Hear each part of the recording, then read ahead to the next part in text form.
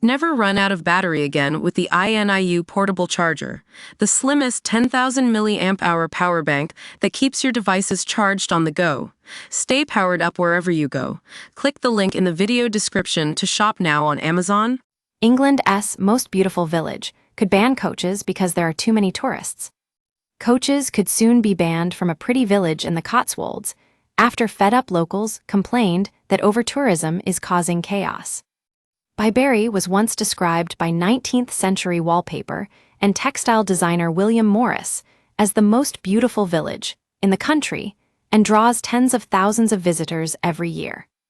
It's become particularly popular in recent years thanks, in part, to influencers sharing picturesque photos of the area online.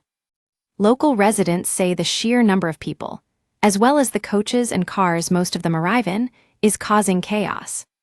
They claim pedestrians are at risk of being hit by the vehicles. The roads are often congested, and parking is a problem, the Mail Online reports.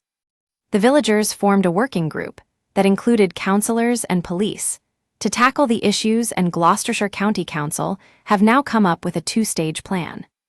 The first stage will involve changing the layout of parking bays to stop coaches from parking or waiting in the lobby on the B4425.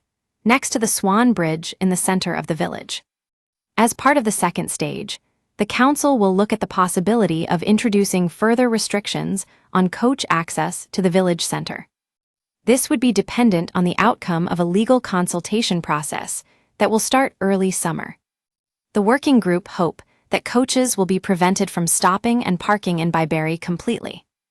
It plans to explore areas outside the village where coaches could park, and also wants to encourage tourists to use other ways to visit the area, such as walking, cycling, and regular public transport. Councillor Stephen Davies, leader of Gloucestershire County Council, said, "We are committed to ensuring the safety and well-being of Byberry residents and visitors. The proposed measures will help manage traffic more effectively and enhance the overall experience for everyone. We appreciate the community's support and cooperation as we implement these changes. We also understand that these proposals may not be popular with coach operators. However, we are determined to work to find a solution for coach tourists to be able to visit Byberry, but this will take time. Therefore, we have attempted to find compromise solutions that offer outcomes which continue to welcome visitors in a managed way, whilst also addressing safety and congestion concerns of the village." Parish Council Chairman Craig Chapman, meanwhile, added, "Whilst the residents of Byberry acknowledge that we live in a lovely village, the pressures put on us by the sheer volume of tourists visiting and coaches bringing tourists has become intolerable and unacceptable." He added, "Whilst this is the start of action, it is very positive and I am confident it will be appreciated by the community." Coaches have already been stopped from entering the center of nearby Burton-on-the-Water, dubbed the Venice of the Cotswolds. The village was also struggling with high tourist numbers, with parking and congestion a particular issue. Not all locals were happy about the ban, however, fearing Burton would become a ghost town.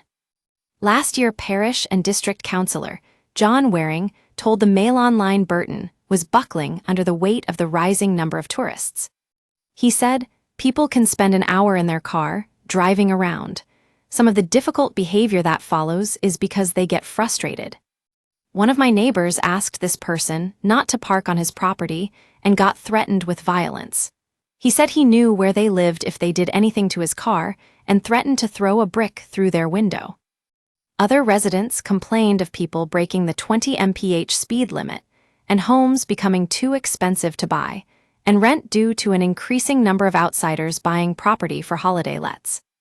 In 2015, Byberry hit headlines after visitors and some neighbors complained that a local pensioner, Peter Maddox's yellow car was ruining their photos of the village. 2 years later, the Vauxhall Astra was even vandalized, with someone scratching "Move Freddie" on the bonnet. But in a show of support, 100 yellow car owners came together and drove their brightly colored vehicles through the village.